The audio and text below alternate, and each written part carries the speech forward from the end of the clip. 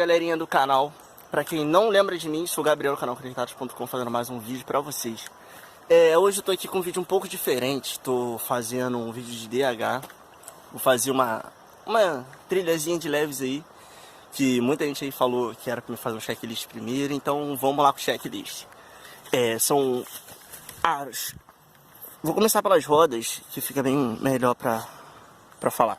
Aros Freeride, aro 26 normal. Pneu Scion Gladiador, vocês podem ver aqui, 2,35, macaquinho Shimano, pé de vela comum, passador dianteiro Shimano também, banco da Tito WG, paralama um comum aí sem marca, o quadro uma BKLX Deep, pedal plataforma, tá meio detonado, mas dá pra andar. Mesa da Neco, caixa de direção também da Neco. Então as manetes Shimano também, Freeride, Freeride. Suspensão da Thruster, eu acho que 80 mm, me corrija se eu estiver errado. Hidráulica de regulagem aqui.